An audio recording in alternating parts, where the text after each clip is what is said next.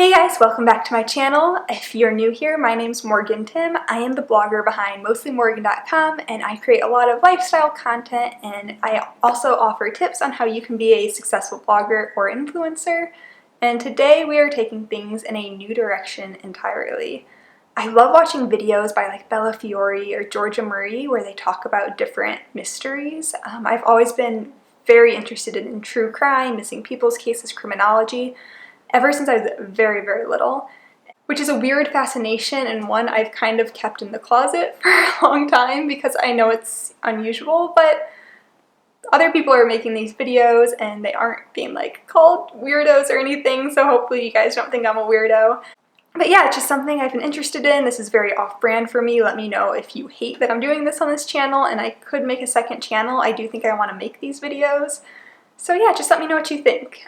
This first case that I wanted to talk about though is one I feel fairly connected to. There are just like a lot of things that have drawn me in. First, the woman was kidnapped just a few blocks from where I lived my freshman and sophomore years of college. I found out about her going missing on my birthday last summer, and my boyfriend was actually just like a mile from where she was kidnapped when she was kidnapped. So if any of you guys have a connection to the University of Illinois, I imagine you've heard about this case and maybe have followed it as well, and that is the case of YingYing Zhang. YingYing was a 26-year-old visiting scholar from China. She was studying agriculture, focusing on photosynthesis and crop productivity. She intended on staying in the United States for a year, and she had arrived in April, but unfortunately she went missing in June. On June 9th, YingYing was supposed to be signing a lease on a new apartment building, and she was to be there at 2 o'clock, but at 1:39 she texted her leasing agent saying she was going to be a little bit closer to 2:10. She was running behind, and navigating the bus system at University of Illinois is pretty complicated. Like, maybe I was just like inept, but it probably took me a good 6 months of being on campus to get it down. And like I said, she'd only been there for a month, and to get to the apartment building she was going to, she needed to take one bus and then transfer to another, which can get pretty dicey. So she rode the first bus to the stop she needed to be at, but then when the second bus came, she was on the other side of the street. So she tried to wave the bus down, but the bus just kept going, and there was actually kind of an uproar about this. People were very mad. They were saying, YingYing would still be here if this bus would have stopped and waited for her, but the bus was just following protocol. They're not supposed to encourage people to like dash into the middle of the street to make the bus, So it kept going. Buses run pretty often there. After missing that initial connection, YingYing walked 3 blocks to the corner of Goodwin and Clark Street to another bus stop. And at 2 o'clock, a black Saturn Astra was caught on surveillance camera driving past her. And the same black Saturn Astra at 2:03 was caught pulling up, and YingYing approached the vehicle. So YingYing talked to the driver of the car for about 1 minute before she entered the vehicle, and it drove away, and unfortunately that was the last trace of YingYing Zhang. A lot of people speculated what, this arrangement was. Some people thought that she called like an Uber or a Lyft to pick her up and take her to the apartment building because she was running late, and that would have made sense, but why would she have talked to the driver for so long before getting in? I know whenever I call an Uber when I travel or something, as soon as they say my name, I'm like, yep, that's me, and I get in. Like, it's probably 4 seconds between like me locking eyes with the driver and getting in the vehicle as soon as I've confirmed that they're the Uber driver. So I can't imagine somebody's going to talk to their driver for a minute before getting in their vehicle, especially if they're in a rush. So other people said maybe it was a friend who like saw her and was like, oh, like, YingYing, what are you doing? And she's like, oh my gosh, I'm so late for this appointment. Like, can you give me a ride? And maybe the friend hesitated and was like, I've got somewhere to be. And she's like, please, please, please, I'll be like 5 minutes out of your way. And then he said yes, and that's why she was talking for so long. And the third, and what seems to be the accurate answer, is that it was a stranger who was coercing her to get into the vehicle. A relevant tidbit is, earlier that day, a female student reported a black car pulling up alongside her, saying he was an undercover cop, flashing a badge and asking her to get in the vehicle. She, of course didn't believe him because that's kind of sketchy, but it seems that even though this ruse didn't work on the first student, the criminal was undeterred and moved on to the next. So at 2:38, this is like almost half an hour after YingYing said she'd be at the apartment building, her landlord texted her and was like, hey, why aren't you here? Are you going to be here soon? And it wasn't much longer before her friends started to worry about her. They'd expected her to go sign her lease and come right back to their lab, so they were like, where's YingYing? They were getting worried.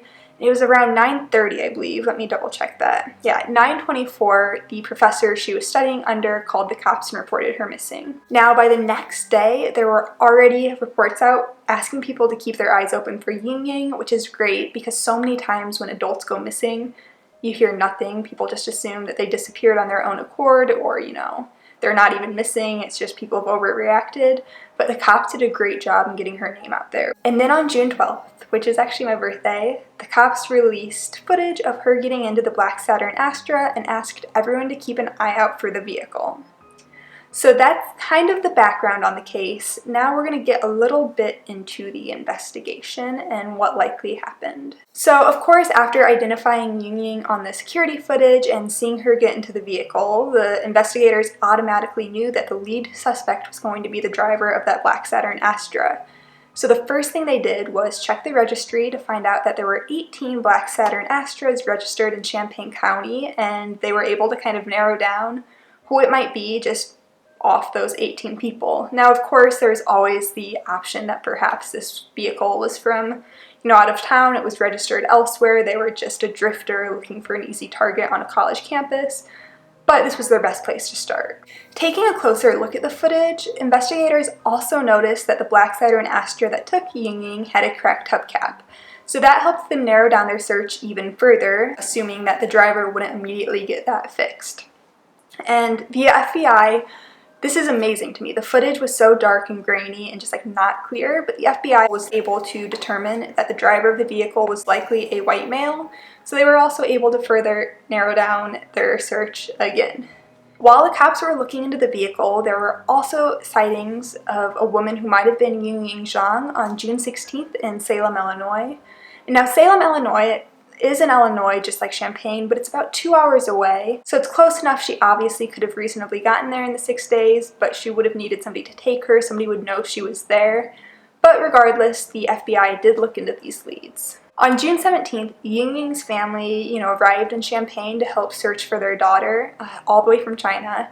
And by July 11th, they had seen all of the surveillance footage that had the sightings of this YingYing look-alike, and while they admitted that this look-alike did look very similar to her, they were positive that it was not her daughter, unfortunately. Luckily, in the meantime, the cops' search into the Saturn Astra struck a lead. They found that one of the Saturn Astras was registered to Brent Christensen, who was a former PhD candidate at the University of Illinois, and he had just graduated with his master's in physics that May. He was 28 years old and from Stevens Point, Wisconsin, and people he went to high school with reported him as, kind of quiet. They said he wasn't popular, but that he wasn't trying to be popular either. Him and his friends were the kind of group, I feel like every high school has them, where they're a little darker. So that's kind of his background. So one of his classmates actually said if somebody from our high school were to have done this, it would have been him, which is definitely kind of a spooky fact about all of this, that people kind of saw that in him even when he was in high school, potentially. The thing is, some people will use cases like this for that 5 minutes of fame, so perhaps the classmate just made this up, but I do think it's kind of interesting taking a look into who he was before all of this happened. So Brant was also active on a website called FetLife. Now, FetLife was a website for adults. It was basically a social media website for people to converse about and plan meetups around their sexual fetishes. And of course, there's nothing wrong with being active on these sites or having kind of unusual or violent fetishes as long as they're taking place with, consenting adults. No problem there. But with that said, I'm not judging the boards he was active on. I just want to kind of tell you guys where his interests lie, and so we can kind of have a feel for why he may have been motivated to potentially have taken YingYing. So I'm reading from a list here. He was active on about 30 different boards and had 30 different interests, But I did pull a few of the ones that I thought might be relevant in this case. And those were kidnapping play, predator-prey play, emotional sadism, degradation, defilement, male owner/female property, and abduction 101. So we can see he had an interest in kidnapping or taking people against their will and degrading and defiling them. That's something he fantasized about, and that's something it's reported that he acted out in consensual ways where he could meet up with people of this website and they were able to act out these fantasies without, any harm. But the question is, did he take his fantasies one step too far and cross over into reality? And in my opinion, that's exactly what happened. On the 12th, he claimed that he didn't really remember what he'd done on the 9th. He thinks maybe he was sleeping or playing video games, but, it was very unclear to him. And then on June 15th, they questioned him again and got a warrant to search his car. And while they were questioning him, they asked his wife if they could search the apartment, and she signed a release, and they confiscated laptops and Brent's cell phone. That's also something that's interesting to note. Brent was married, he had a wife, and he also had a girlfriend. His wife isn't a suspect in any of this. People don't think she was involved, so she is probably just mortified, has so many terrible feelings around all of this. So I encourage you guys not to necessarily speculate about the wife in the comments. I found reports, I don't know if this is accurate, that she was up home in Wisconsin when the kidnapping and perhaps murder took place. So on June 15th, that same day, they actually transported his car to the Springfield FBI offices where they found that the passenger side of his vehicle, the door, had been very diligently cleaned, like significantly more so than anywhere else on the vehicle. And that same day, he also changed his story a little bit. He said, oh yeah, maybe I do think I picked up an Asian student on the 15th, or on the 9th. She was running late, and when I took a wrong turn, she panicked and I let her out, and that's the last time I saw her. So after he knew that there was surveillance footage of him picking YingYing up, he had to kind of make his story align a little bit better. That way he wouldn't be caught in a lie. So chances are you're feeling pretty creeped out by this guy. I know I absolutely am. Like when I see his picture, like it just makes me feel like so spooked. And I know you're not supposed to judge a book by its cover, but just his mugshot looks so cold and like no life in his eyes. Very spooky. But we are going to add an extra creep factor to all of this. On June 28th, there was a vigil for YingYing. She was still missing. There wasn't a ton of information out. And at this vigil, Brent was spotted with his girlfriend. He attended YingYing's vigil. I think that is so creepy and sadistic, and let's take that even further. We just recently found out that his girlfriend wore a wire for the FBI while they were there, and while they were at YingYing's vigil, he described to his girlfriend how he had kidnapped her, how she had fought back so hard, and then he was even pointing out other women at this vigil saying who would make the perfect victim for a future crime. That is so chilling to me and just so heartless and cold that he showed up at her vigil. That recorded audio was actually enough for the FBI to put him under arrest and charge him with the kidnapping of YingYing Zhang. The judge then denied him bail, saying that based on the recordings, he believed that Brent would be a threat to the public if he were allowed to be free awaiting trial. Now, there's so much evidence against Brent that his paid attorneys actually backed out. They claimed that they were, removing themselves from the case because he didn't have the money to pay. But if they thought he could win, I don't think they would have backed out. Currently, Brent is awaiting trial on 3 different charges. The first is kidnapping resulting in death, and the other 2 are lying to FBI agents. So they are trying for the death penalty because based on the evidence they have, they believe that Brent, caused YingYing's death in a particularly heinous way that may have involved torture, which is heartbreaking. When I read that, it made me want to cry, but it appears that YingYing was killed in a very horrific manner. Brent is still maintaining his innocence. He's demanding a trial by jury. I know a lot of people were hoping he would take a plea deal and lead them to where her body might be. I know YingYang's family would really love to see the death penalty in this case, but they have said that if he can just tell them where she is, that they would be okay with life in prison as well. I'm absolutely heartbroken for the family. That must be so hard. So right now, all of the hope lies in just finding her body so her family can get some closure.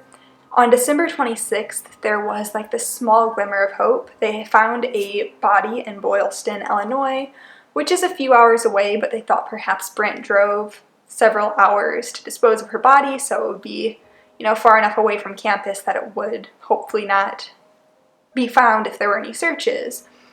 But after shipping the remains off to Quantico, they found that the body did not belong to YingYang. Instead, it was a missing teenager from a neighboring town. A lot of people hoped it was YingYang, as unlikely as it may have been. From there, though, there really aren't that many leads. There are a lot of theories, though, and most of them hinge around Brent Christensen being guilty in some way or another. And I know there's like the whole innocent until proven guilty by a court of law type thing. But unless there is like some stupid technicality, I am absolutely positive Brent Christensen will be found guilty, but innocent until guilty. So these are just theories at this point. And the first theory is the one that I find to be the most likely. While it hasn't been proven that Brent was the man who approached the woman earlier in the day, impersonating an undercover cop, I do believe it was him. A lot of people think it was. She couldn't make a positive ID, but when she was shown a blind lineup, she did say it might have been Brent. She was saying the man who approached her had sunglasses on, so it was kind of hard to differentiate, but I think it's very likely it was him, and he pulled the same shtick on YingYang, and perhaps, she's not from the United States. She probably would think that maybe, undercover cops, like that's a normal thing, and you had to get into their car because they're a cop. Even though I think anyone who's kind of grown up here, especially if you have like paranoid parents like mine, I'd know to like never get into the car like with an unmarked cop or anything. But she wouldn't have known better. So I think she got into the vehicle, and from there, Brent would have had to incapacitate her somehow, whether it was like chloroform or he hit her over the head, because how would he have gotten her into the apartment building? But somehow he got her into this building. Maybe he put her in like a large duffel bag. From there, he probably assaulted her, and it's unclear to me. I feel like maybe he never intended to kill her. He was going to kind of like keep her, which is like just disgusting and terrible, but he might have felt overwhelmed and kind of like realized the gravity of his situation and like what he had done and panicked and murdered her and disposed of her body. Honestly, I think that's what happened. Whether or not he intended to kill her, I don't quite know, but I think the whole ruse, he wanted to pick up a woman and, live out his kidnapping sexual fantasies, and he really didn't think it through. Or maybe he did, and he knew he was going to kill her from the get-go. From there are some sub-theories on where YingYang's body might be. So those of you who aren't from the area, Urbana-Champaign is largely in a farming community. It's surrounded by fields and farms, and there are bodies of water. There are, kind of forest type things. Originally, when she went missing and was presumed like kidnapped, I figured that he probably threw her like in a cornfield or in like a very lush forest area, and her body would be discovered this fall when all of the foliage died. But that did not happen. And that still could have been the case. He could have thrown her, in a field or in a forest or in a body of water, and she just hasn't been recovered yet, because it's a vast, vast area where there are plenty of hiding places. So we might find her body in a few years, just like what happened in Boylston, where they found the body of that Megan Nichols in a field. So that could still be the case. What I think is more likely is that he hid her body somewhere where that's somewhat inaccessible. And I think that because the cops never encouraged search parties. I believe the cops have information that her body is somewhere where it's not safe for the public to access, whether that's at the bottom of a lake or perhaps in a sewer or just somewhere where the general public isn't allowed maybe.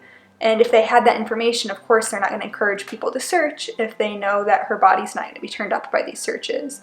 So others have hypothesized that he was able to completely destroy her body somehow. I know people have hypothesized that it could have been with acid because, like I said, he was a TA in the science department, but I really doubt that he would have had that access to acid, TA or not. That's, first of all, it's going to take a large quantity of acid, and second of all, a TA really doesn't give you that much power.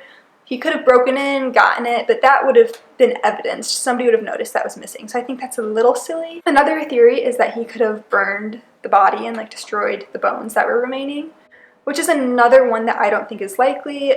Very incredibly difficult to burn a body. It doesn't want to burn. It's like so much liquid and moisture.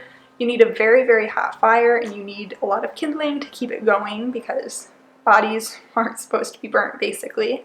I just don't think it's likely. It's possible. And the third one is he could have, put her in a bag with a ton of bricks and dropped her somewhere. I read one report, and one report only, that they were searching for her body in a marsh type area in Hampton, Illinois, which is very close to where I am, which leads me to believe maybe the cops have a reason to think that she was disposed of in a body of water. I could not find any other proof or any other article saying that she was searched for there, but it is a possibility. I do believe that he kidnapped her, murdered her, and disposed of her body in some way. I just don't know, obviously, the details. The disproven sightings of YingYing have sparked theory number 2. People want so badly to believe that she's alive that some people think that she is. Maybe she's got a case of amnesia or something, and it's like a Benjamin Kyle case where she's just far away and has forgotten who she is for whatever reason. Obviously, that's very, very unlikely. Like, I pray that that's the case, but I don't think it is. But there are some people who think that she's just off somewhere, just kind of living her life.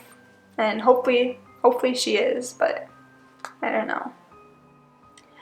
The third theory is very unlikely, and it's not one that anyone actually believes. It's one that people think the defense might use in trying to defend Brent Christensen. People think that they might argue that what happened between Brent and YingYing was consensual. He was supposed to meet up with her, and they were going to do like the stimulated like kidnapping, like rape scenario, and maybe afterwards YingYing was like so ashamed or whatever of what just went down that she went to hiding. Of course, like, no one believes that. People are just speculating, what his defense is going to try to argue, because they do have him on tape saying what he's done to her, so that's just kind of a thought. And the fourth theory is that Brent was being honest when he said YingYing panicked and fled his vehicle. The idea is that maybe after she fled, somebody else picked her up and kidnapped her, and the only reason that Brent took credit for it is because he did have those fantasies and fetishes, and he likes to imagine that, like, what he would have done if he had taken her. Again, it's not likely, but it is possible. Anything's possible at this point until we either get a confession or find her body. Now, I want to hear what all of you guys think. If you have been, like, following this case since the beginning, like I have, what did you think when she first went missing? I'm gonna be honest, when I first heard the case, I thought she probably like just got lost and wasn't actually missing, and her friends overreacted and she would show up like super embarrassed the next day. Like, I was never missing, guys. Like, why did you do that? And unfortunately, that's obviously not the case. After they found the vehicle, I did think it was a kidnapping. My first gut was that she's been sold into sex slavery, but there really hasn't been any chatter about that at all. And I think if the cops had theorized that or had reason to believe she was, that would have come up. So I guess that could be a theory that Brent maybe sold her into sex slavery, but I think, we would have reason to believe that if it were the case. And what are your theories now? Do you think Brent's guilty? I think most people do, but if you don't, I want to know why. Let me know. And do you think we'll ever find YingYing's remains? I am really hoping they offer him a plea deal and they say, we will just give you life in prison and not the death penalty if you tell us exactly what happened and where YingYing is. Honestly, I think the death penalty is kind of letting him off easy. I think it's much more difficult to spend the rest of your life. Like, that could be 75 years in prison than just die, So I hope that's what happens, but we'll see. And thank you guys for watching. If you made it all the way through this, like, you're awesome. I'll be back with another one of these soon, whether it's on this channel or I make a secondary one if you guys didn't like this at all. That's to be determined, but next case coming soon. If there are any that you're interested in, that you want me to cover, let me know in the comments. Until then, I will be back soon with another video. Bye, guys.